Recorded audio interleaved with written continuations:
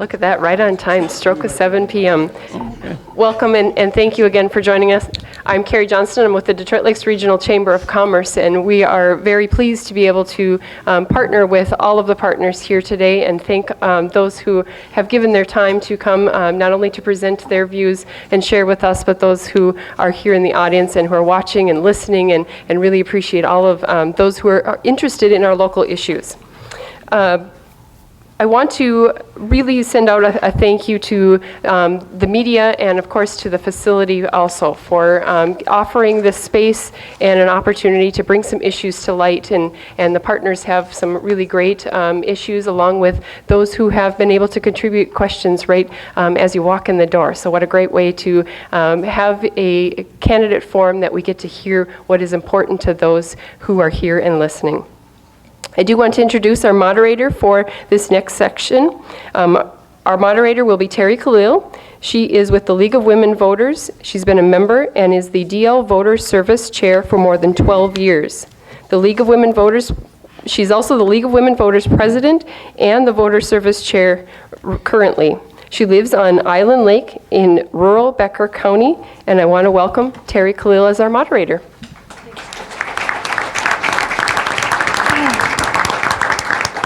This is a lost and found announcement. If you happen to hear a phone ringing about 20 minutes ago, thank you, Julie. Kind of an embarrassing way to start a forum by admitting you've misplaced your phone. At any rate, good evening to everyone. Thank you to everyone for being here. It's exciting to see this facility being used in such a great way for the community, and I again want to thank Katie for that. We're going to jump right in because we had more than 30 questions come in on email. We could be here all night, gentlemen, and we're not going to do that because the school board, I know, wants to get going. I do have a disclaimer, however, that I have to make, and this is a new one. The League's policy is that if you are a League member, or you are a close family member of a League member, or an active campaign leader of in a campaign, you are not able to participate in voter service activities. And first time ever, that applies this year. So for the record, the people who are family members of a candidate or are a candidate themselves, as there is in the case of the school board, they've had nothing to do with the forums tonight. They haven't even gotten the emails about them, just to maintain that Chinese wall. So I just wanted to mention that. League is open to everyone, including men.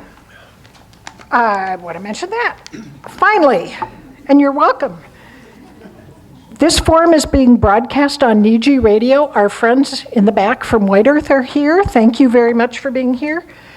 Our friend Carol McCarthy at KDLM Radio is at a swim meet tonight, but she is also recording. She is multi-talented in that regard. Thanks to Kevin Mitchell, our technical director in the back, who's doing that for her. Vicki Gertis from the newspaper is over there already taking pictures. So I just want everybody to be aware of those things. Kevin is doing a video recording. It will be posted on YouTube. I think Kevin said by midnight tonight. Yes, see? He's nodding. As soon as we get that, we'll have it on YouTube. We'll post the link on social media. I'll send it to all of you candidates. It is an unedited tape. And certainly you're welcome to post it, email it, share it with others. You've got a program, so you've got the information on the specific rules. There's only one I want to mention that is new and different, and that is this. For this forum only, the candidates have a rebuttal card. We've never done rebuttals, and the way this will work is if their opponent answers a question and says something that they feel they need to respond to, once they're acknowledged, the timer's right here on the right. Ruth Soley and Julie Saunders, you want to hold up your signs? The candidates will have 30 seconds. And if you were the one responding, you don't get to go back and forth. There's a one-shot deal or we'd be here all night. They have a maximum of 3 times they can use it. Gentlemen, I'm asking you to please check off your own. I'll try to keep track as well. And they may save one for their closing. The more you rebut, the fewer questions we get to answer. Okay, one other item of business. How many of you know there's a constitutional amendment on the ballot? Show of hands. Yay, you all got the handout as you walked in. Here's the deal about constitutional amendments. If you don't vote, it counts as a no vote. So if you want to vote no and just don't have the energy by the time you get to that point on the ballot, leave it blank, it's a no. But please vote. It is not a simple majority. It's a majority of all ballots cast. The amendment is on a separate handout you've all got, so I don't need to read it to you. The candidates will all have 2 minutes for opening statements. I have a random grid, so they will be responding in an order that they don't even know what that order will be. There's a group in the back, Mary Haney, Carrie Johnston from the Chamber of Commerce, Marjorie Berg from the Chamber of Commerce, and Cindy Anderson. They got the job of going through all the questions that came in on email and that have been submitted tonight. No one else has seen the questions. Even I didn't know which ones they picked until about 2 minutes ago. They will have 1.5 minutes to answer those questions. And we are going to do our best to get through them. The timers for those are on the far side, over there in front, Mary Hansen, who will be holding up a 15-second sign, a stop sign, and my favorite sign, which I wish some television personalities would use, is the stop now sign. You do not get to talk over the moderator, and you do not get to go over on time, because we have a lot to get to. Monea Lund is assisting her right there. Okay, with that, we are going to begin with opening statements, and I'll be introducing the candidates as we go. First, we will have Rod Skoy, the Senator for District 2 candidate. Hi, I am Rod Skoy, and I would like to add my thanks to the hosts for this evening. I'm married to Sarah Hogberg, who is a niece of Andy and Sandy Leah, who are here tonight. So I have roots that travel to Detroit Lakes through my wife. Sarah and I live on our family farm in Clearbrook. We raised 2 children there, Mary and Patrick.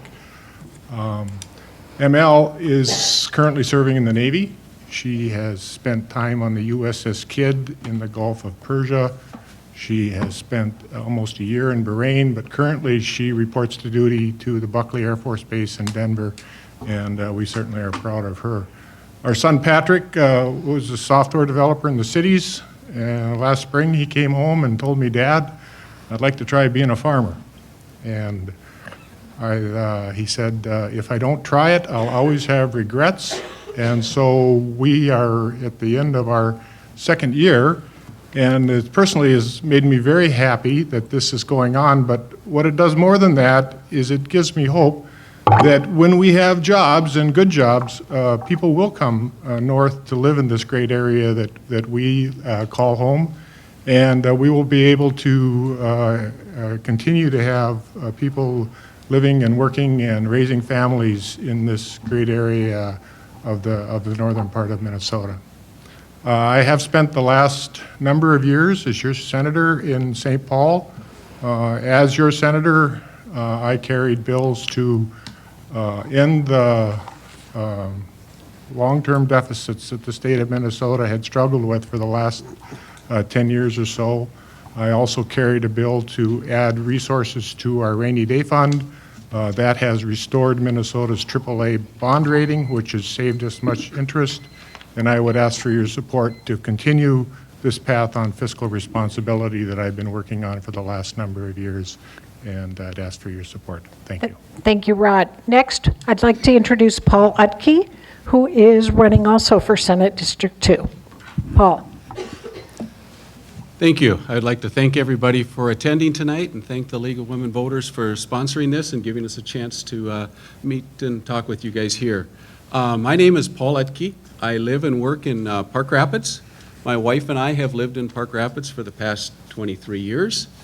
We have 2 adult daughters, and one is in Fargo and one is in Nashville. And as I drove in here tonight, the one just texted me that she landed in Las Vegas, so I'm hoping this is a good, her first time out there, that she comes home and hasn't left it all there. But I currently serve on the Park Rapids City Council, a position that I've held for the last 7 years. In addition to my city council services, I've served on many local and area committees and boards. Currently, I'm an insurance agent in Park Rapids, and that's an industry that's getting a lot of chatter nowadays with all of our individual health care insurance needs.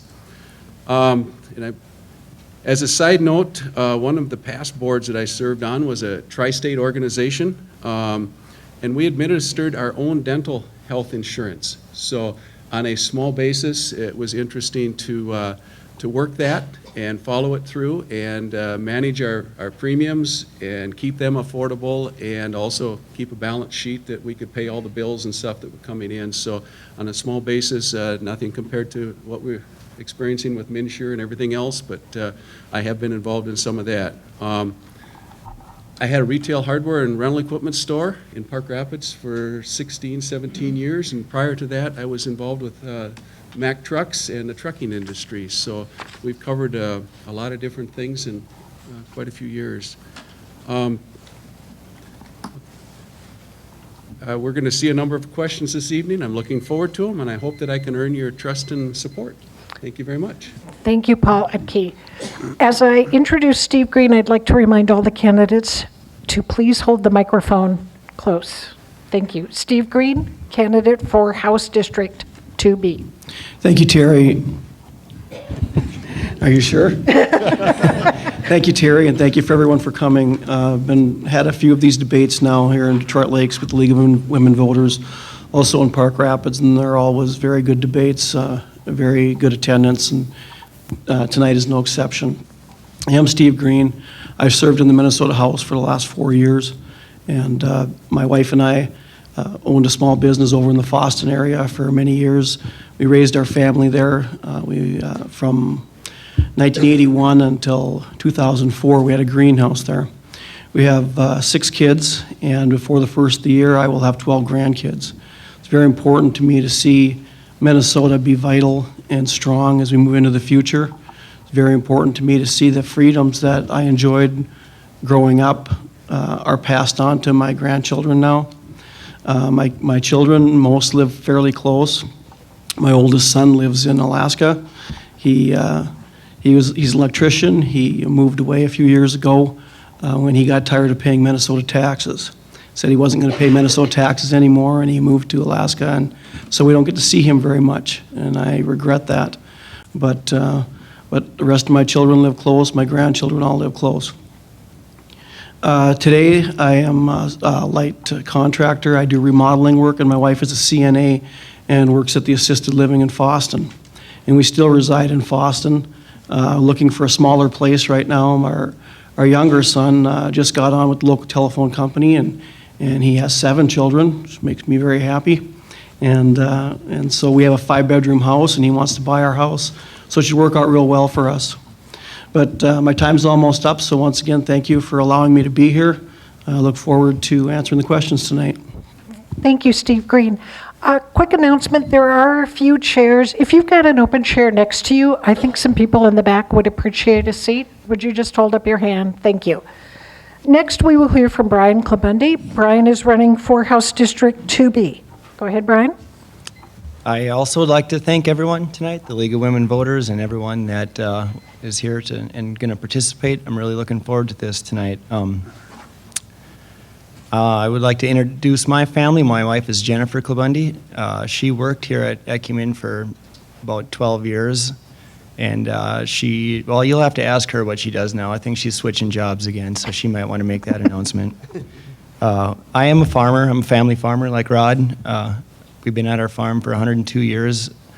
I haven't been there for all of them, but been there for a few of them. I think I'm in my 20th year of farming. We have 3 children, twin daughters that are 9 and a half, I guess, going on 18, it seems like. and they're fourth graders at St. Michael's School in Minoman. The class is 2/3 those two, so or 1/3 those two, I guess. It's a small class. They're really enjoying it and enjoy our small community there. I also have a 2.5-year-old son named Nolan, and I'm probably scared he's going to come home one day, Rod, and say he wants to start farming. So he seems to be afflicted with the tractor notion and the farming. He's quite fond of that. When I was listening to some of the county commissioners talk before we got up here, Don talked about mental health, and this is something in our district that we want to do a lot to help with.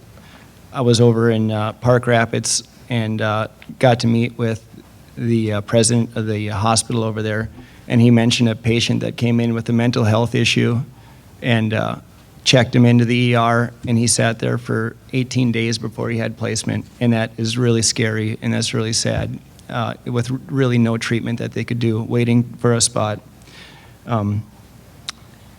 Bruce also mentioned trails and green space and fun things for our communities, and I will stop there and get around to that later. So thank you very much, and I'm looking forward to our time here tonight. Thank you. Thank you, Brian.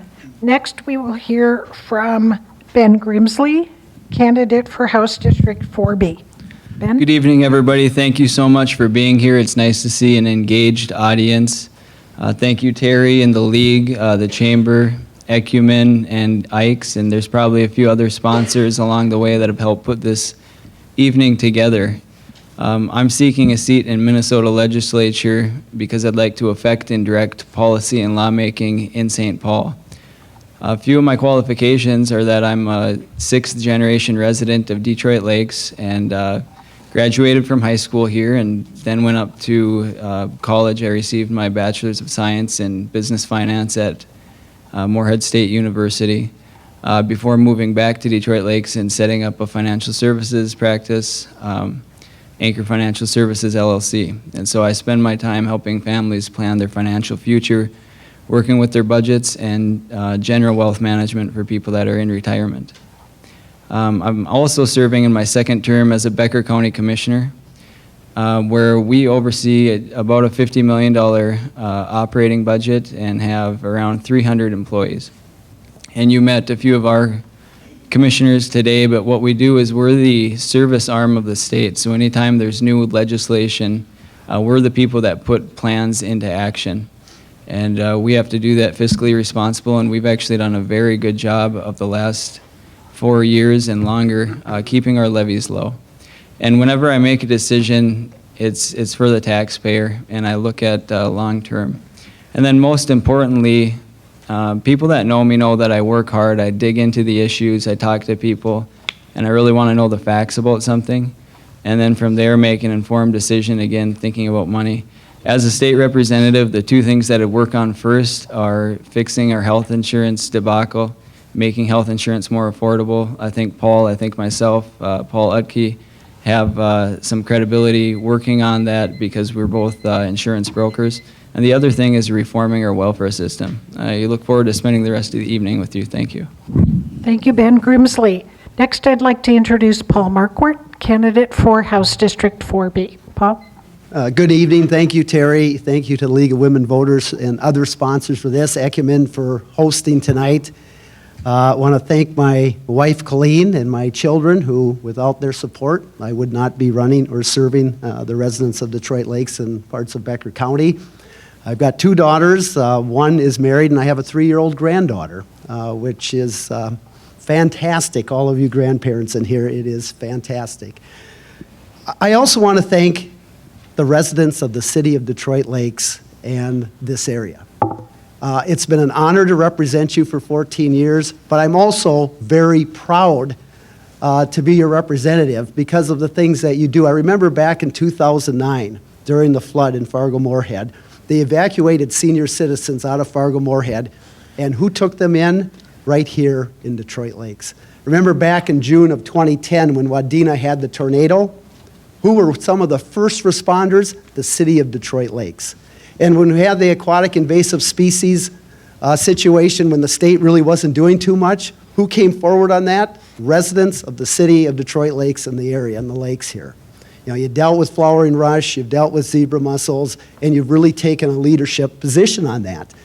And so thank you for that. It brings pride that I can represent the Detroit Lakes and Becker County area. And I have to say that I like to brag to some of my other fellow legislators that this is the district that Adam Thielen came from. So, you know, these other guys can't say that. So I have thoroughly enjoyed representing all of you. And I'm hoping we have time to talk about future plans and putting rural Minnesota first, because when I go to make a vote, I'm thinking about the folks back here in Becker County and the surrounding townships and the rest of District 4B that I represent. So I'm looking forward to a nice evening.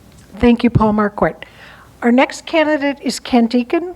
He is running for Senate District 4. Kent? Hey, thank you, Terry, and thank you to the League and Ecumen and for hosting this event today. It's a wonderful turnout. And I'm Kent Eakin I'm from Twin Valley. I live on the farm where I grew up. It's a fourth-generation family farm where Lori, my wife, and I are raising our 4 children. We have 2 boys, 2 girls. We have 1 in elementary school, 1 in high school, 1 in college, and 1 teaching high school now. So back in Twin Valley in her hometown, she's actually teaching her younger sister as one of her students. So, and actually, it was my great-great-grandfather that moved to this area, and we're living on that ancestral land in 1887. And when he came here, his original name was Peterson. But like many who came to the New World looking for a new life, he took on a new name, and he changed his name to Eakin, which is the Norwegian word for oak tree. And he was expressing a hope that he was planting a seed here that was going to take root and grow for generations to come. So I like to say that we're the realization of my great-great-grandfather's hopes and dreams, because the Eakin family is still here. And as far as what I do for a living, I've farmed in partnership with my brothers, still work as a farm worker, but I'm actually a teacher by trade. Taught high school for a number of years, and I did teach here at Detroit Lakes at the M State for about 3 years, teaching state and local government there. As I said, I've been living on the farm now, raising our children there. And one of the reasons that we got involved in politics as a family, it goes back to my father, who had served in the legislature for a time, and he never planned to go into politics. He was a farmer and planned to farm his whole life, a dairy farmer, but he had a son who was mentally disabled. And there was no options for special education here. There were no special education programs in greater Minnesota. And for that reason, he got involved in a movement to start a special education program here, because he believed that we're not second-class citizens in greater Minnesota. We deserve to have opportunities for our children to develop to their fullest potential as well. And that's the reason that our family got directly involved. We are not second-class citizens in greater Minnesota, and I want to be a part of that legacy to continue that fight. Thank you, Kent Eakin. Our final candidate tonight for Senate District 4 is James Lemon. How'd I do? You did pretty well, Lamont. Hi, I'm James Lamont. Thank you, everybody, for coming out tonight. I'm really excited to see such participation. This is about 3 times as much as we've seen so far. I am the city administrator in Ada. I'm married to beautiful Allison, and I have a 2-year-old son named Miles. Let's see, a little bit about me. Out of high school, I joined the Army. I went on to fight terrorism for 10 years of my life. I deployed twice. I served as an intelligence analyst, both as a civilian and as a Army sergeant. After that, I served in various posts with the Department of Defense, Homeland Security, and then finally with the Department of Veterans Affairs. And after about 15 years of serving the people of the United States, I thought I needed something else. So my wife and I decided to scale back, start a new life in a community where we can raise our son, and that community is Ada, where I'm currently the city administrator. In Ada, we've completely transformed our community over the last couple of years. We've done that through good tax policy, we've done that through good public-private partnerships, and we've done that through aggressive growth and development, and I'd like to see that for all of Western Minnesota. That's pretty much why I'm running. I just want to get things done. I'm not here to be a super partisan person. I just honestly believe that healthcare requires someone that can actually take a look at it, spend the time on it, and figure out what we can do to make it better and more affordable. Infrastructure, I look at Detroit Lakes and I ask myself, why isn't that you have a $30 million wastewater treatment solution when the state government budget is $43 billion? That's less than 1/1000th to the budget, so I think you deserve that because you've paid into it tenfold. I also want to look at taxes and make our state more competitive, because we have one of the least competitive states in the country as far as business growth and development. Education is very important to me as well. I'm currently a PhD student at the North Dakota State University. And then most importantly, beyond what I've discussed, term limits. Pure, plain and simple. 8 years total in the legislature, that's all I want to do. And frankly, I'm just an ordinary guy who wants to do extraordinary things, and that's why I'm here. Thank you very much. Our first question tonight will be addressed first by Paul Marquardt and then by Rod Skoy, just so you can prepare. The question is this: our country has become more culturally diverse. What, in your view, should be the legislature's role in fostering greater understanding and acceptance? Let me repeat it real quick. The country has become more culturally diverse. What, in your view, should the legislature's role in fostering greater understanding and acceptance be? Rod. I'm sorry, Paul. Well, I think You're that second. all starts with education. I mean, Minnesota spends half of its budget on education. And that is where everyone comes together, is in the classroom. And that's why I also think we should have a very strong system starting at pre-K all the way through college or career. And when I talk about pre-K, I think that's very important, but I think at the same time, we should be allowing parents the options to do that. But I think it's there where you can simulate and bring people together, and I think Minnesota has always done a very good job of that. And so not only as far as bringing people together, but bringing people and giving them the chance to succeed. Where if we can get everybody started, like at kindergarten, at the same level, we're going to have a lot better job of succeeding into the future and getting to a world class and the world's best workforce.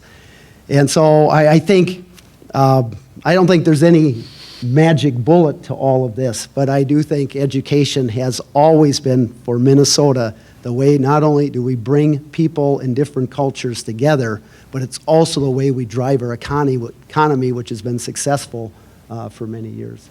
Thank you. Next, we'll hear from Rod Skoy, who will be followed by Ben Grimsley. Rod? Thank you for the question. And we are a state and a country of immigrants. My grandparents immigrated to this country. I assume many of yours did also. And those immigrants and their children went through the public education that we offered to all children. That was part of the strength of this country, is that people had the opportunity to go to a free public education and get exposed to knowledge that would benefit them as citizens. And an example of this, I was serving with Senator My Moi. She is a Hmong from Laos, and we were talking about what we were doing in 1972. I was graduating from high school. Roger Moe was my senator. She was living in a grass hut with a dirt floor in a refugee camp in Laos. And she came to this country and graduated from high school, public schools. She went to the University of Minnesota. She got her law degree from the University of Minnesota, and she was serving as a Minnesota state senator. Only in America can that type of career development occur. And she was so proud to be part of our state. And as a state, we need to recognize the strengths of that diversity and encourage people who are willing to go through the education system and work hard to be as successful as they possibly can be. Thank you very much. Next, we'll hear from Ben Grimsley, who will be followed by Steve Green. Ben? Thank you. I don't think that the government needs to take a strong role in this, but I think that people all need to be treated fairly, and the rules need to be applied broadly and to everybody. This kind of made me think of community policing, which is a topic that we've all heard about. But I think keeping people out of the system, be it for a petty offense, and just working with them, giving people warnings, just trying to be a good friend and neighbor is a way to get people involved in our culture here in America. I think the immigrants coming now need to realize that we have a real treasure here, and we need to help them become aware of how we do things here in Minnesota and the United States. I want to touch, just because my opponent brought up education, and bring up the fact that in 2015, or 2014, excuse me, he voted for a bill that funds Minneapolis schools and St. Paul schools at 39%, just about 40% more than schools here in Detroit Lakes. And I think it's even a little worse in Ada.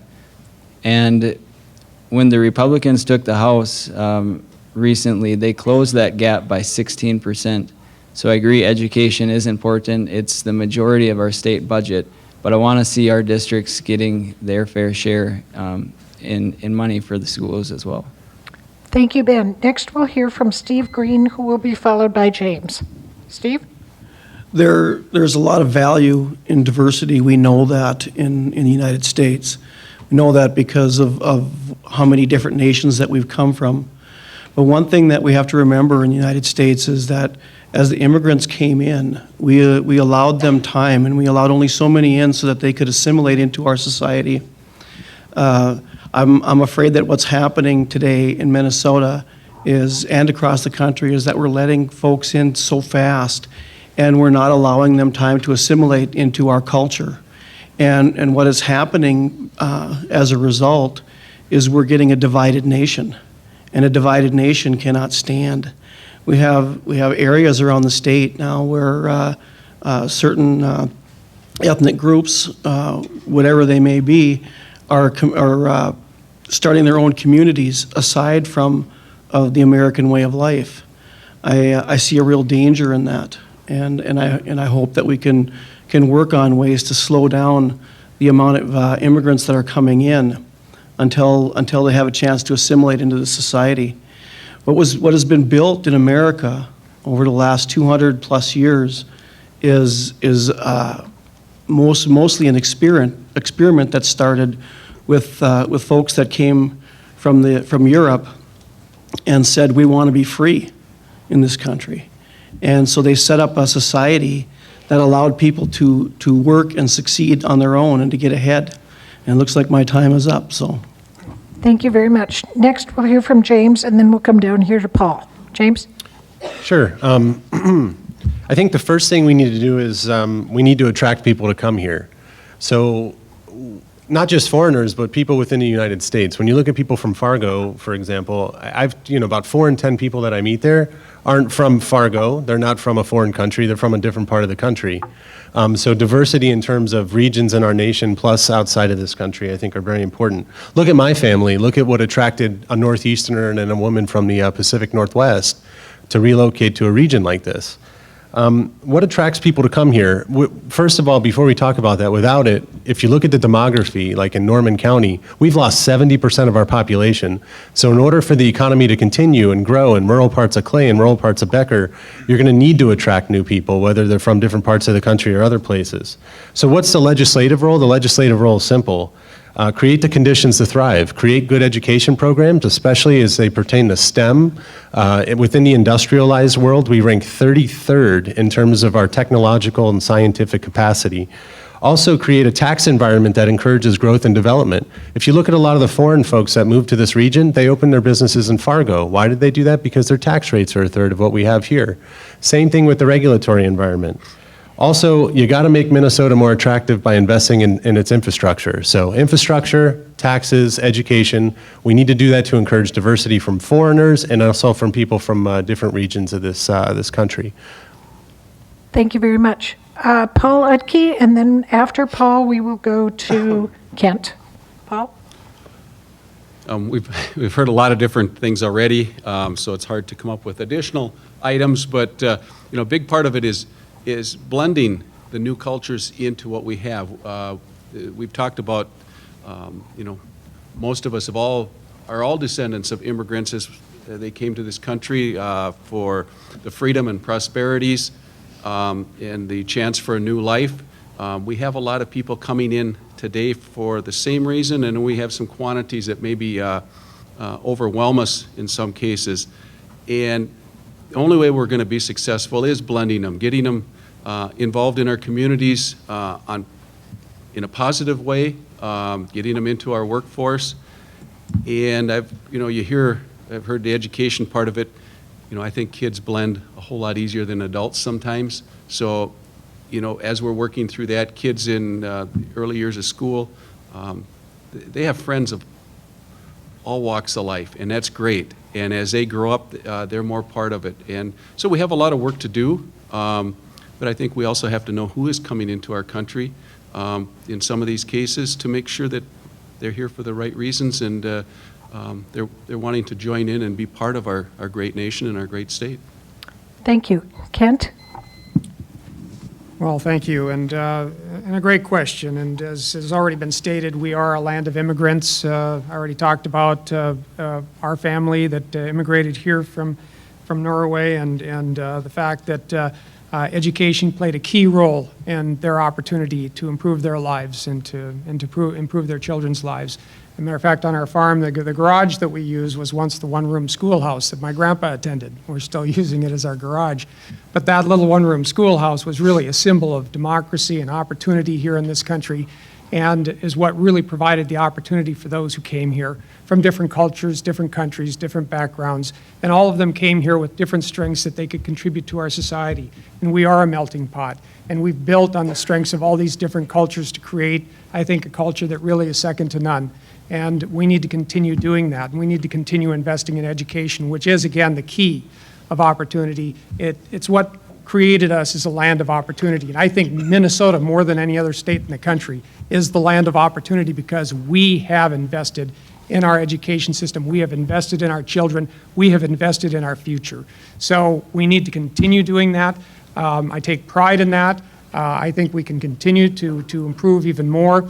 But I think what my ancestors have given us and what those who came before us have given us has given us a great starting point. And the reason that we have such a high quality of life here is because we stand on the shoulders of those who came before us. Thank you, Kent. Our final speaker on this topic is Brian Klebundy. Brian? Thank you very much. Yeah, there's been a lot put out here already, but education, I agree, is, number one. I like to think of our kids that we like to think they don't see color. We like to think that they're, well-adjusted. But beyond education, there are things that we want to do to cultivate the family atmosphere in our communities. Community activities, continuing with our theme on the bike trails and these community green spaces, things that bring families together, where you see different families of different colors interacting. If you're both out on the bike trail and you say hi, getting the community together a little bit and interacting together can go a long ways in joining things together. Over in Minaga and in Park Rapids, they do the community music nights, and the whole community comes together. I think it's Music on Spirit Lake they do, and it's beautiful. And several hundred people come down and bring the lawn chairs and sit down and listen to great music till the mosquitoes drive you home, and it's really fun. But things like that, I think, can help. Besides the obvious things, or we need safety, we need education, but developing a healthy community system can go a long ways to healing a lot of tension. So that would be one suggestion. Thank you. Can I Paul? have my first time out? Yes, you may. You have 30 seconds, and Ruth and Julie will be timing. Thank you Go very right much. ahead. The education bill my opponent referred to was actually the bill I authored. I was the committee chair at the time. And not only did that bill provide for the first time all-day, free, everyday kindergarten, which lowered property taxes and gave districts a lot of money, but it closed the gap between the least wealthiest district and the most. That gap had grown to 33%, and I have the data from it from the Minnesota Department of Education. The bill we produced closed that gap by 40%, brought it down 40%, and if I had some time, I could tell you how we did that, and Senator Skoye was part of that too, with the local option revenue in the first 300. And I'm sure they'd be happy to Just wanna visit with you clarify the record about that afterward. Thank you. We're going to move to a new topic. Brian, you'll be going first, followed by Kent. This is the topic of healthcare. It's already come up once tonight.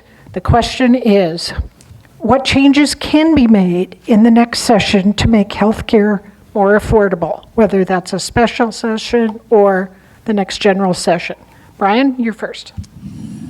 Well, we, in our family, we talk about this quite a bit because we are a family that's affected by the individual policy. Along with that, Jennifer did have thyroid cancer, so it's a big deal for us when it comes to to healthcare, and decisions are tough. One thing, I don't have any particular answer per se that's going to fix this. I mean, it's going to take more than one thing to fix this. But at this time, I think if we have a special session or in the general session, we have to push some money into to get some premiums down currently. It's affecting too many families in a negative way, and we need to help these families. So I would be for some sort of influx of money into the system currently to help out our families. Thank you, Brian. Next, we'll go to Kent, who will be followed by James. Well, thank you. And we're reaching a crisis situation here. In the individual market, something needs to be done soon. And I have contacted the governor's office and been encouraging to have a special session done to take care of this situation before those premiums start to kick in. There are some real problems. I think it's important to note that it's not because of Minnesota or the MNsure program. That's just an exchange program. To blame that would be a lot like blaming a refrigerator for the price of food or food items. The fact is that the prices aren't set there.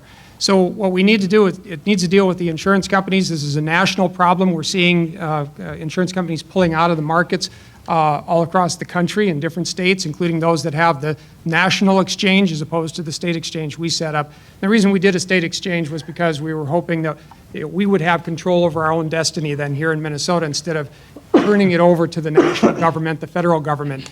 But there are problems with the Affordable Care Act. I think it's really kind of a misnomer because obviously affordability wasn't addressed. It did expand coverage, but we still have affordability issues that need to be dealt with. There are many things that we can do at the state level. I think that we should open up Minnesota Care to the individual markets. I think that that's necessary, and that's subsidized health insurance, and that will lower the costs for those that are experiencing these extreme health care increases. I think pooling we need to look at, allowing individuals to join other pools, reinsurance. I also think that as far as long-range plans, and maybe I'll have to get into this later, I will, okay, a little later. Thank you. Next, we'll go to James, and Ben, you will follow James. Go ahead, James. All right. Don't let the incumbent sitting here tonight get away with this. Pure, plain, and simple. We're reaching a crisis because it was self-created. Remember how we got here. It isn't MNsure. It's MNsure and the Affordable Care Act. Minnesota is one of 9 states. That means there are 41 others and 5 territories that do not have their own state exchanges. Some of them are in the single digits, yet we're seeing 50 and 67% respectively in this state because we've created our own supply and demand paradigm that is ridiculous. 2 providers, self-created 2 providers. It's artificial. We can blame it on Obamacare as much as we want, but the reality is this. We have 49 other states we can compare ourselves to, and we're the worst. We're the worst because we prescribed a particular exchange with particular parameters, and we need to get rid of it at once. What's the solution instead of just hammer these guys from being incumbents? Few things. Eliminate MNsure, first and foremost. Join the national exchange, because federal folks are going to have to change that policy. We need a public option. No one needs to go without health care. We're not heartless people, so give people that need health care, but don't force others to have to join the same pool. To create a better pool, incentivize healthy people to join that pool through tax incentives. In addition to that, form agricultural co-ops. Delegate down to counties for co-ops and pools. You don't have to artificially create the supply and demand paradigm to where you're seeing 50 and 67% hikes. Your deductibles 3 years ago were on average for families $2,000. They're $10,000 today, and it's because folks that are sitting at this table, and please rebut this, voted for MNsure, and they voted for that paradigm which created these conditions. Thank you. Next, we'll hear from Ben Grimsley, who will be followed by Steve Green. Thank you. I'm going to start where James left off. This was passed on a strictly partisan vote. There wasn't a single Republican in the House or the Senate that voted for MNsure, and Senator Eakin says that this isn't affecting your policies. It certainly is, because it came in with over 40 additional mandates than the federal system. It taxes each and every one of your premiums, has a tax to pay for MNsure. We've spent over $400 million on it, and a lot of that's federal money, over half of it, but we're not gonna have that federal money in 2017 anymore, and we don't have the people in the system and the tax to pay for it anymore. So what's their plan gonna be? raise your taxes and increase taxes on your health insurance premiums. What I would do is, again, get rid of MNsure and go to the federal system. I would make individual premiums tax deductible to try and drive more healthy people into the individual market to get more of that pooled rate. And then I would ask for a waiver from the Affordable Care Act, which we can do in 2017, so that we can customize our plans. I might want to go shop for a plan that doesn't have mental health protection on it. And we could all customize our plans a little bit to try and bring in more competition and drive the premiums down. And I wish we had 4 minutes on this topic, but we're going to have 25 plans now in the individual market instead of 57. And there's going to be 100,000 people left without insurance, of which probably 14,000 will be able to get on. So if you had Blue Cross Thank you, Blue Ben Shield, Grimsley. get a plan right away. Next, we'll be turning to Steve Green, followed by Rod Skoy. Steve? And Ben is right, there's a lot of stuff to say on this, so I'm just going to pick up where he left off, because everything that Ben and James said is absolutely true. I'm going to give you a little bit of background, because I was there. And when this thing came through, it was pushed through by the Democrat majority in the House and the Senate and the governor's office. And I'm not exaggerating one bit when I tell you that on the House floor, we were practically begging them, don't do this, it's not going to work. It's not a secret that this was not going to work from the start. To come out and promise people that they're going to save $500 to $2,500 on their health insurance on this kind of a boondoggle was completely irresponsible. There are ways we can fix it, and they're right. The first thing to do is to get rid of MNsure. It was MNsure. MNsure is worse than anything else. A little bit of background. Before this thing passed, Minnesota was at the top of the list for having people insured and pretty close to the bottom for premiums. Minnesota, with the programs we had, was insuring 93% plus of our citizens in this state. And the other 7% and less had access to the care if they wanted it. And that's a complete fact. When this thing went into effect, they were bragging that rate went up to 96 or 97%. That's false, because you can't consider insurance to be viable when your premiums go up to unbelievably high rates and your deductibles go to rates that you're never going to reach. So this thing needs to be killed. Thank you, Steve Green. Rod Skoy, and you'll be followed by Paul Marquardt. Rod? The cost of health insurance is directly related to the cost of health care. The health care costs in this country have been going up for 15 or 20 years now. We've been struggling with these double-digit increases. A lot of that is driven by the fact that every patient that walks in the door has a different insurance with a different copay and a different deductible, and our health care providers are hiring people to manage billing instead of hiring nurses and doctors to provide care. The administrative costs on a lot of these plans are now approaching 30%.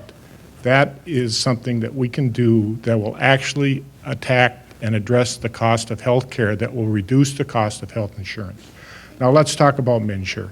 MNsure was a very difficult process. Remember my computer programmer son? Our business went through MNsure for small businesses. It was very difficult. We are now being affected by the cancellation of our plan, so we're going to get to start this all over again. So we do need to fix what's going on there. But I do have to say that because of what we did, one of our employees had an annual checkup. He did not have insurance before, and this summer he went and had an annual checkup. First one in a long time. He had major blockage of his arteries. He had 4 bypass surgery, and now he was at work again today. So that's the reason that we do this, to provide people health insurance so they can pay for their health care. Was it a problem? Yes. We need to fix it. And I'm out of time, but there was 7 specific proposals that the Senate offered last year to fix this, and the House wouldn't contemplate any of them. Next, we'll go to Paul Marquardt. Paul? The individual healthcare market is on the verge of collapse. I mean, providers are leaving, premiums are skyrocketing. Here's what I've talked to a number of people who are losing insurance. Here are some of my thoughts. Number one, you keep the benefits, the pre-existing conditions, the fact that you can't be limited out, you can keep your children on until 26. We have to keep those benefits. Then I think we have to take a look at MNsure. Excuse me. one thing with MNsure, it's a good program, but when we continued it for the working poor, it reduced the amount of people that went into the individual plan. And I think what we have to do is expand that and try to make that part of the individual plan. I think something else we can do is establish a high-risk pool, like MNsure that we used to have. That might be able to do that also. For the short term, I also think we have a surplus, that those that are seeing really high premiums, we can provide a tax credit. And not only if you qualify for MNsure, you can get tax credits, but I think above and beyond, or if you don't even qualify, there should be some tax credits there. Finally, I want to say, because I know a number of people are out here or listening on radio, if you are going to lose your health insurance come January 1st, or the premiums are so high that you can't afford them, please call my office. I've got a staff person who is just wonderful, and she works only on this and possibly can help. My number is 1-800-551-5520. Thank you, Paul. 1-800-551-5520. Please call if you need something. Thank you. Our final speaker on this topic is Paul Utke. Be careful what you ask for with that phone number. With over 100,000 policies being canceled, you may be getting bombarded. MNsure does cost. We're paying hundreds of millions of dollars for just the setup and the operational part of the plan itself. It doesn't have anything to do with the insurance. It's just connecting people with the policy. A few numbers. The average increase for those that will have an opportunity to continue with their health coverage. And again, we're talking about the individual market. That's what all this is affecting, is 59.4%. In our area, which Detroit Lakes is no different than Park Rapids where I live, we have one carrier that's going to be servicing all of these needs. I've seen different numbers. Some of the numbers that have come through showed up to 200,000 that would be losing their coverages. I've seen the others that are a little over 100,000. Either way, it's a lot of policies. The one carrier that's left will be offering maybe 6,000 to 7,000 policies. This is going to be like getting tickets to your favorite concert when they sell out in a half hour come November 1st.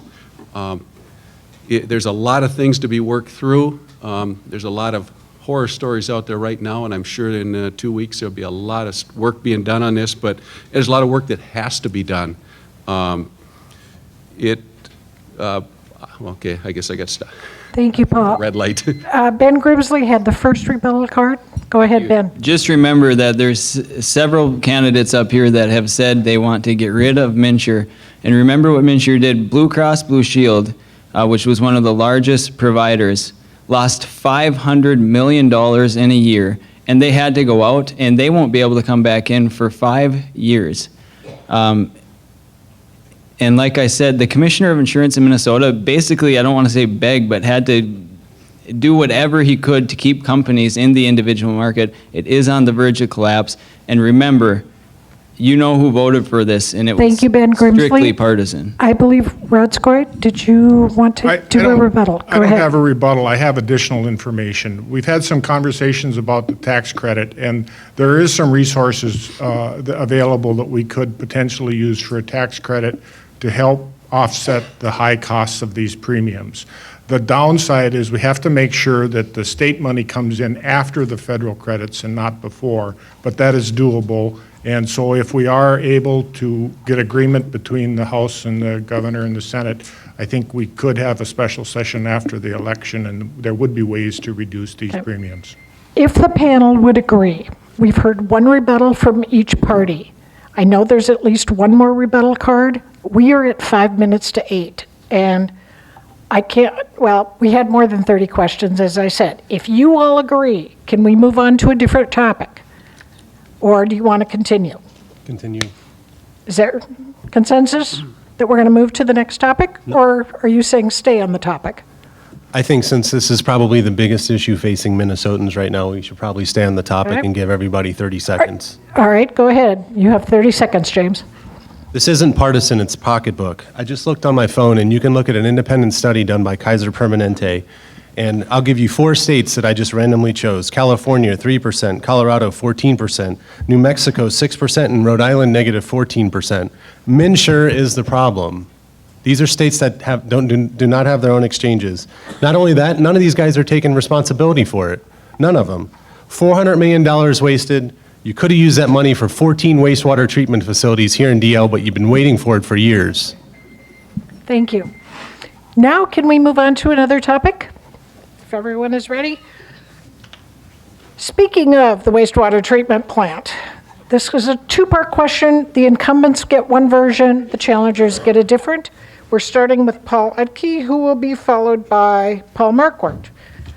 The question for Paul Edke is, the legislature adjourned this year without passing a bonding bill, leaving major projects like our wastewater treatment plant in limbo.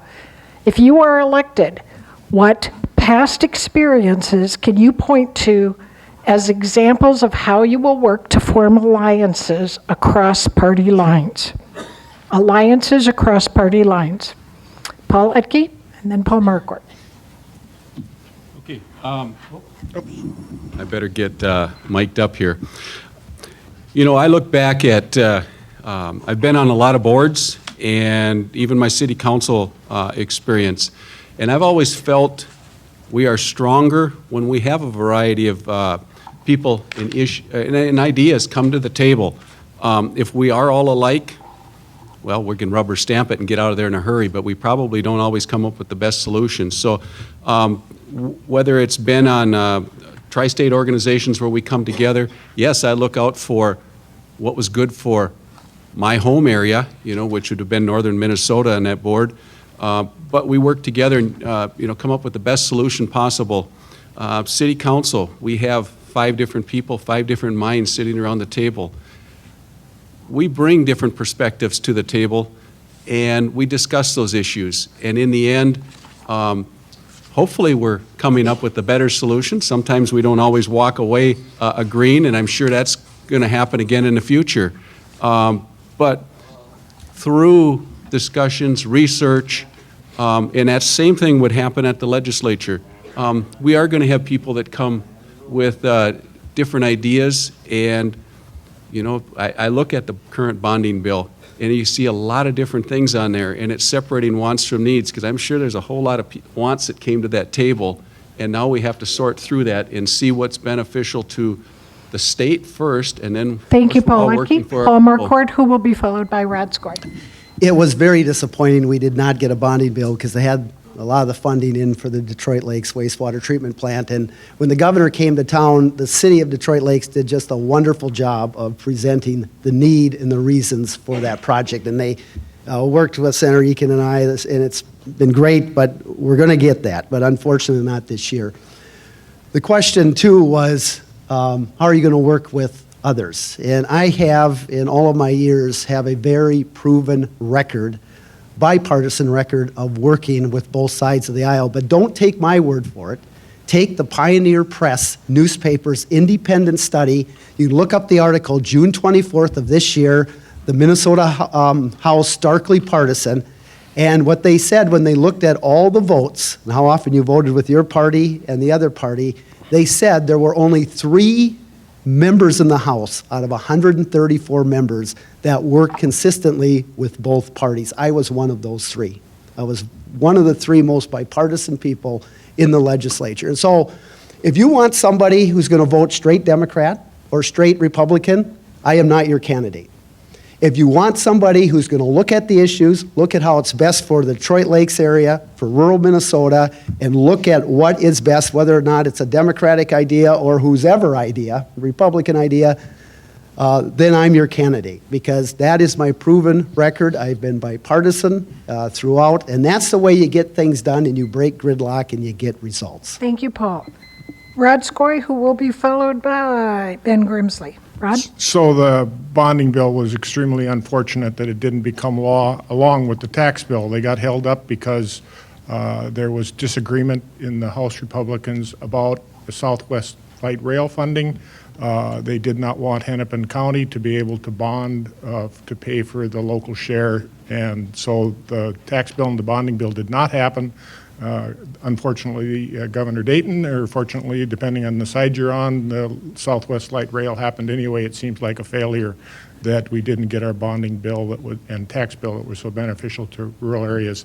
To the point about working across the party lines, I've always worked well with legislators of the House, the Senate, both parties. Never has mattered to me. One of the most important pieces of legislation that we worked on last year was Senate File 40. It was Senator Gazelka's bill. He was the chief author on it. It exempted military pensions from income tax in Minnesota. Very good benefit to the military pensioners in our state. Was instrumental in working with Senator Gazelka to get that done. As the tax chair in the Senate, I worked with Representative Davids, the Republican tax chair from Preston.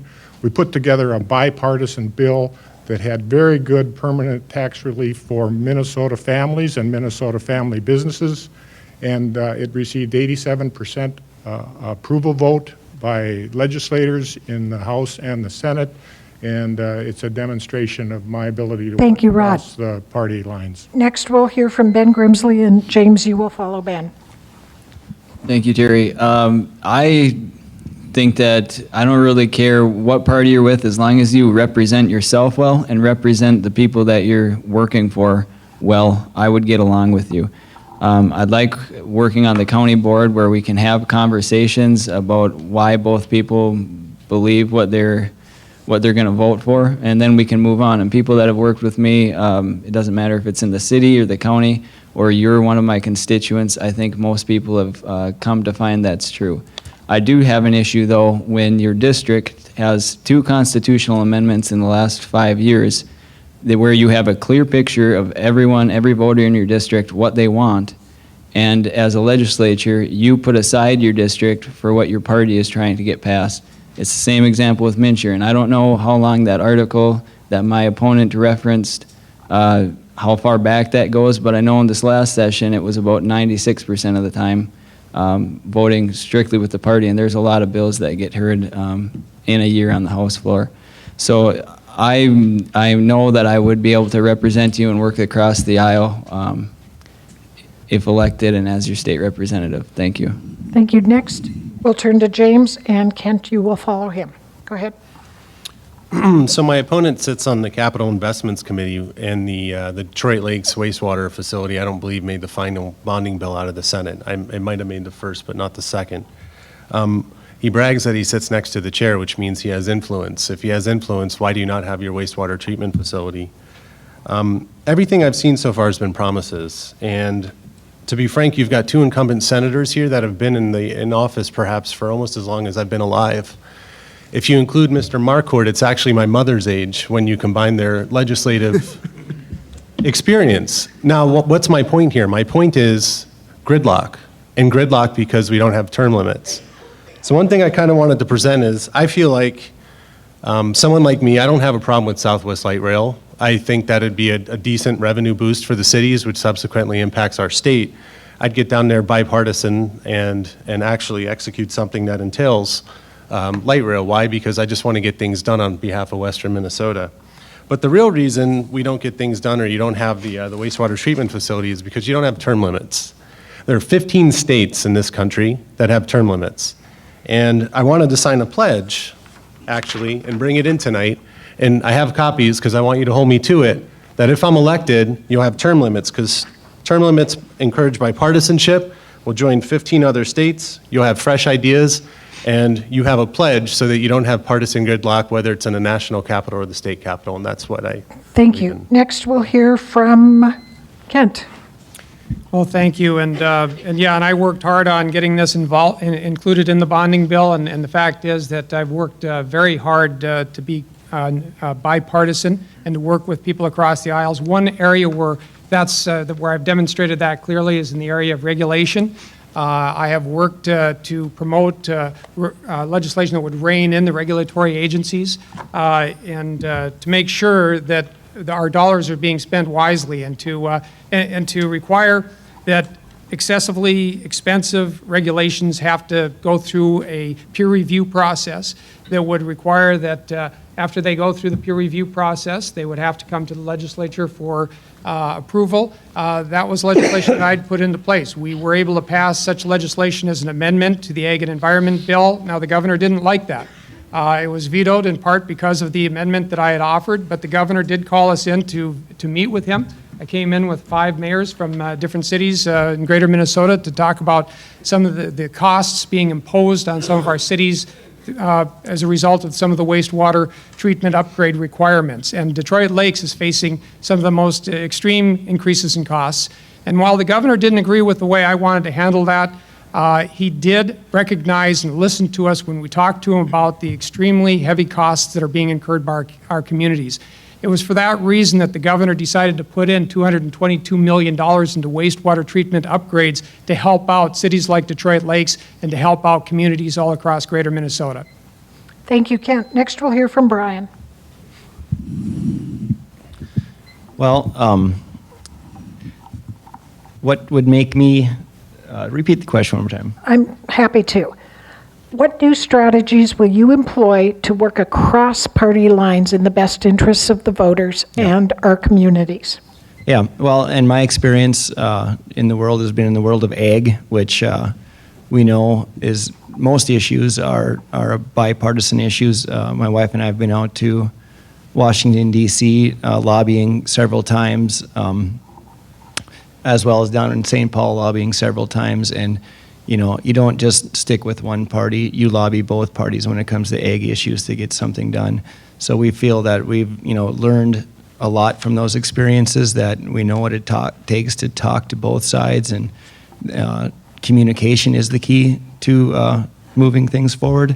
When I'm out door knocking, probably besides healthcare, that's the number one issue you hear. People are sick of the partisanship. They're sick of the blame game. They don't want to hear it anymore. They want to hear some responsibility for what's going on out there. I hear it every day from people. I get phone calls at home saying, are you going to take responsibility when you're down in St. Paul? And I say, absolutely, because that's what I do on my farm. That's what I do in any business I'm in. I will take responsibility. I pride myself on working together across party lines on anything I do. I have many friends that are Republican, many friends that are Green Party. I will do whatever it takes to work and facilitate moving forward for our district. Thank you, Brian. Our final speaker on this topic, Steve Green. Well, thank you, Terry. I'm going to clarify just a few things, because whenever you hear something, whether it's in the news, media, radio, newspaper, the first thing you got to ask yourself is, boy, I wonder if it's true. Because in the last session, we actually passed a budget bill. We have a transportation bill. You'll see the roads and bridges are being done right now. Senator Skoye mentioned that we passed a bunch of bills that helped out the veterans last year. So there is support. There are bills. The tax bill that was vetoed by the governor. I think Senator Skoye said 87%. I believe it was 89%. Of both parties voted for that bill. So there is working across the aisle. The problem that you have out here is that there's no news in saying legislator worked well today. There's only news in saying they just couldn't get anything done. And so the two bills that didn't pass this last year that everybody's hanging their hat on, one, the tax bill that I believe the governor used as a tool because there was no reason not to pass that bill, and the other was the bonding bill. And I had been hearing from the beginning of March that the leadership in the Democrat House did not want a bonding bill. And the governor didn't want a bonding bill because in 2012, sending us into a special session worked for them for getting back the majority. Thank you, Steve Green. I hate to tell you folks this. It is time for us to wrap this up. And I have a long list of questions. So I'm going to try something new for a closing statement. I would like all of you in your closing, as much as all of us here appreciate all the thank yous, can we all agree that we thank everyone? Great. Then what I'd like you to do in your closing is address the topic of conservation and environmental stewardship. How can the legislature work with local governments and communities to make conservation and environmental stewardship happen in Minnesota? If you could work that into your closing, I would greatly appreciate it. And Steve Green, you are first, followed by James. We'll give you a second. No, that's fine. There too, I want to address some farm issues, because in the last couple of years, we have heard a slew of stuff that's come out against our ag community as to how they're not doing a good job. And I'm here to tell you that that's not true. When I first got into office, I was hearing all the rhetoric that was coming, saying the farmers are polluting this and they're doing damage on this area. And so I started getting information, and I get information now every month from the MPCA. And I get the records that they have from their river watches, from their irrigation wells, from test wells all over the area. And I can tell you, if you saw those statistics that are coming out, you'd be pretty impressed. Out of all the pollutants that are there, there's only one left that exceeds the maximum, and that's chloride, and it only exceeds it by 0.05%. So I want to give a hats off to the ag community for doing what we've asked them to do. And I would hope that the legislature would not go back in the next session and use rhetoric to beat up on probably what is one of our last big economic drives, especially in rural Minnesota, because we're doing them some damage. And from what I can see, it's not justified. Thank you very much. Next, we'll hear from James, who will be followed by Brian. Well, first of all, it's been great. Conservation, I think power in western Minnesota, I manage a power utility, and over 50% of what we get from the Western Area Power Administration plus what we get from Excel gives us a very progressive power or electricity portfolio. So as far as I'm concerned, we're leaders not only regionally but throughout the United States as far as conservation is concerned. So it's been a blast. I just want to get stuff done. That's why I chose to run. Like I mentioned earlier, I manage the city of Ada. I'd like to invite everybody to come up. I'll buy you a cup of coffee. For the last several years, we've cut property taxes. We've improved government services through accountability. We've increased employment by 10%. If you don't believe me, come up and look at it for yourself. We've actually encouraged business to come to our community and grow. Google it. It'll come up in the forum. Look, all I want to do is fight. I want to fight for our kids. I want to get them the education they need to be successful. I want to fight for you, your health care, your needs, your infrastructure, and I want to put more money in your pocket because I believe that a state government that's grown 250% in terms of revenue over the last 14 years, and research it, I would encourage you to look at state budgets, has gotten too large. And as a result, we need to do something for you. Term limits, term limits, term limits. It encourages bipartisanship, it encourages leadership, and it encourages things getting done. And I'd like to thank you again for everything tonight, and have a wonderful evening. Thank you. Next, we'll hear from Rod Skoy. Well, thank you for listening to us tonight. I have made northern Minnesota my home for most of my life, and it's why I'm dedicated to making it a great place to live, work, and raise a family. With regard to conservation, I was the legislator that was primarily responsible for bringing state money here to Becker and Hubbard County and across the state to battle aquatic invasives. I was at a COLA meeting. The locals said, you know, we're doing a lot of work. Our resources are stretched really thin. We need the state to step up and help us in our battle. Now, we're not done. I've got that. But really, the efforts that have gone forward have been significant. The other thing that I would like to do and was included in the tax bill was implementation for the local counties as we implement the new water quality bill that is going to be going forward in Minnesota, so that that's done at the local level, because I think the locals will have a better handle on ways to implement and to make improvements in our area. I would like to commit to passing the tax bill in the next session. There was a number of provisions in there for Minnesota families and businesses, working family credit, elimination of the statewide business property tax for the bottom valuations, which primarily were our Main Street family-owned businesses, daycare credit, a number of other provisions, and I'd ask for your support for me to continue the efforts that I have made in St. Paul on your behalf. Thank you, Rod. I'm sorry, I skipped Brian, and so we'll go to Brian and then Paul Marquardt. Go ahead, Brian. Well, I appreciate it, Steve, because I am one of those farmers that appreciates the clean water. We've worked hard on that on our farm. We put that at the top of our list is conservation, clean water. That's why we want to be involved at the state level, ensuring that we're on the right track and making sure that's happening in our district and across the state of Minnesota. Along with our groundwater runoff and on our farm, we know that invasive species is a huge huge issue in our district, and we will work hard to ensure that there's a strong investment at the University of Minnesota Center for Invasive Species. We think that's very important.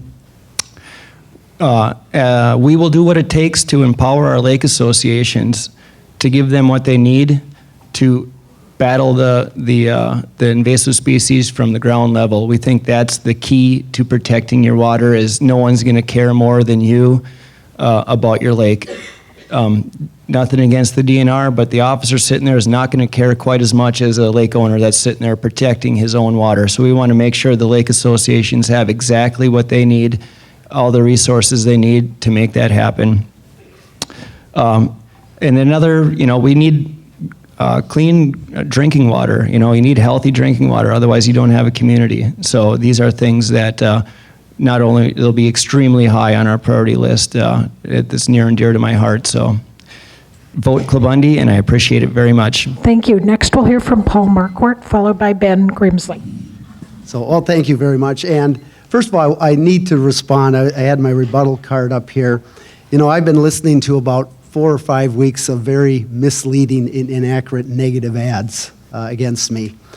And so when Mr. Grimsley mentioned that I voted with my party this session, 96% of the time, that is absolutely false.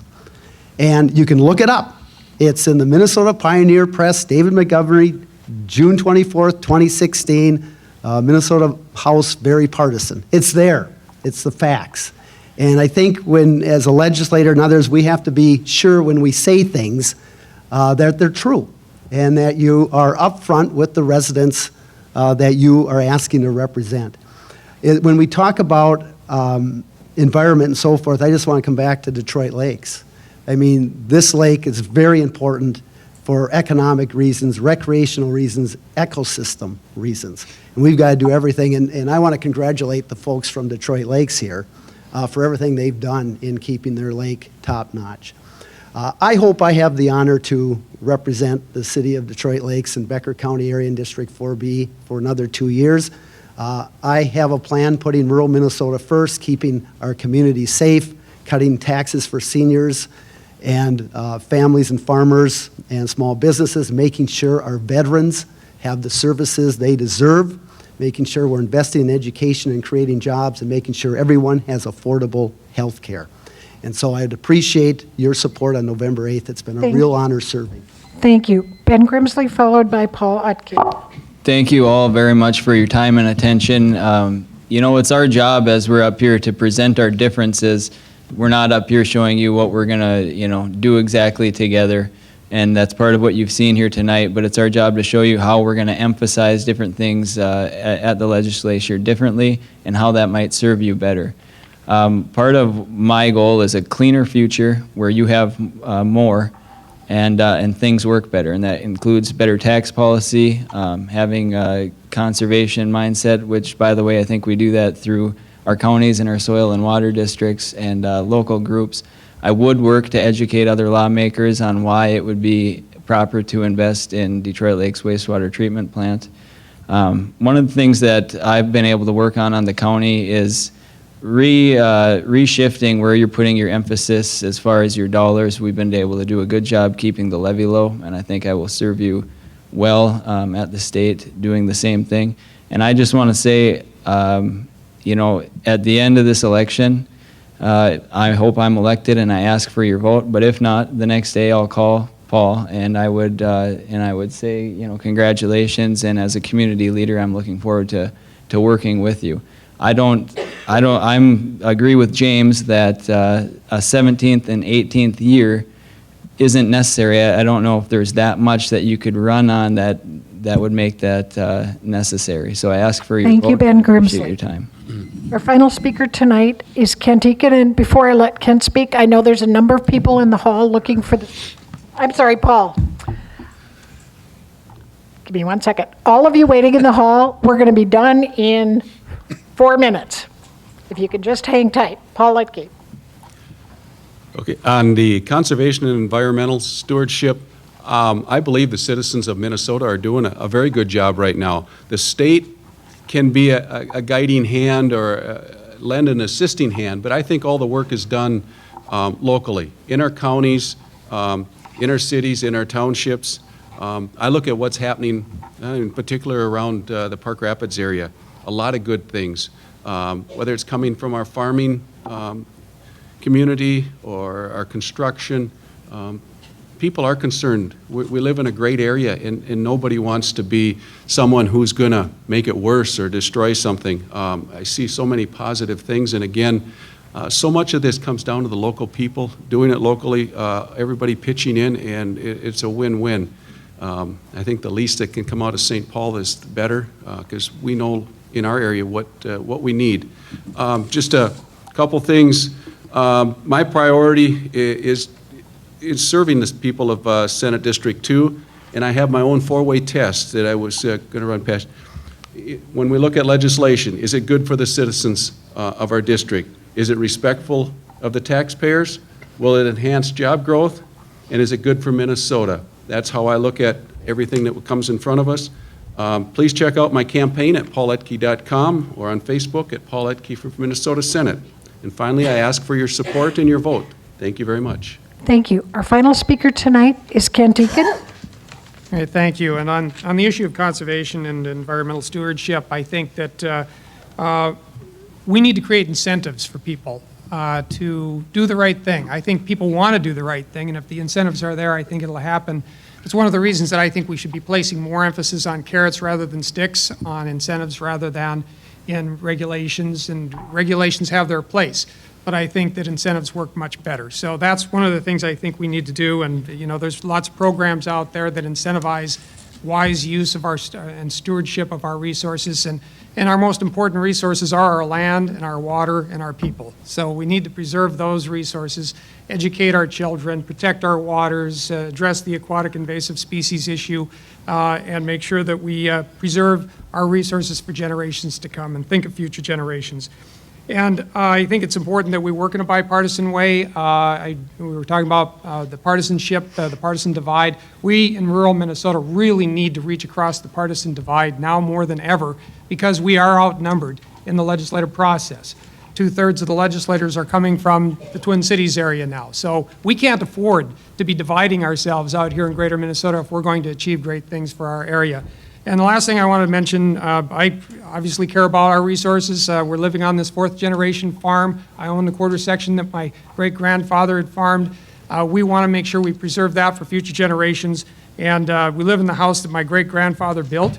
And he built it on a solid foundation. That's why we've preserved that house. Thank you, Kent. And we've got a solid foundation that our ancestors have built for us here. I would like to make 2 quick announcements before I dismiss the candidates. Number 1, please vote. You can vote as soon as tomorrow morning at the courthouse using the no excuse absentee provision. Second, I'd like to thank our friends at NEG Radio for doing the broadcast tonight. And third, the link will be available as soon as Kevin Mitchell gives me the high sign. No pressure, Kevin. Finally, I'd like to ask all of you to please join me in thanking all of our candidates tonight.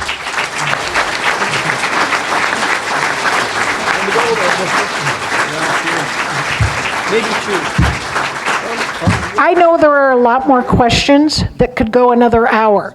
What I'm going to do is invite those of you who would like to talk further with the candidates to please step out of the room so we can let the school board folks in.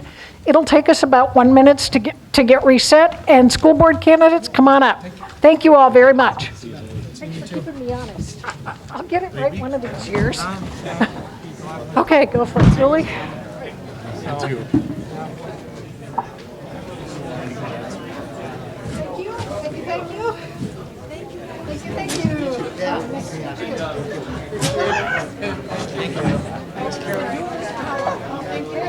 Appreciate it. Thank you. Appreciate it.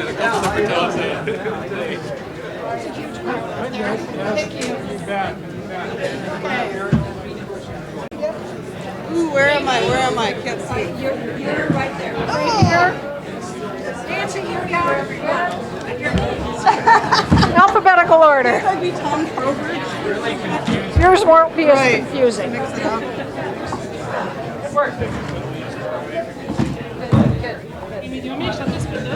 Yeah, I'm a little chilly.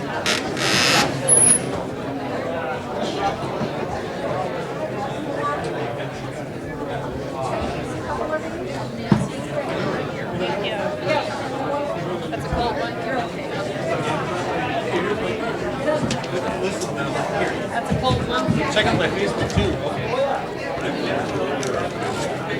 Yes.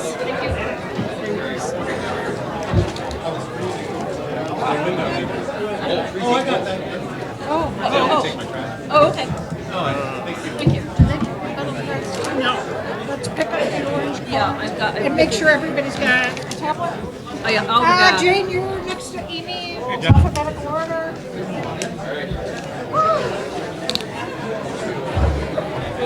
Slightly stressed. Right here? Have you ever done anything like this before? No, me either. I don't know about you, but I haven't done public speaking since high school. Thank you. James, thank you very much. Appreciate you being here. Not so much anymore that I work every week. The school board forum will start in 2 minutes. 2 minutes. Thank you. Fun job. Yeah.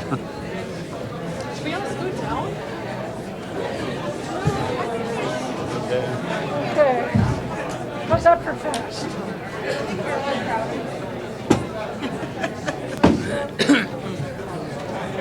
Joe, you're right here.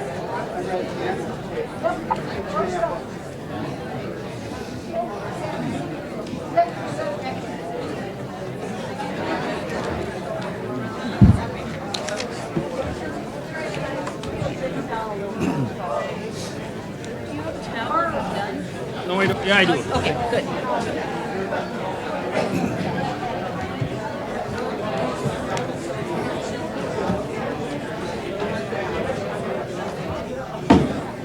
If you can make your way to your seat, we're going to start in 60 seconds, 1 minute. Thank you.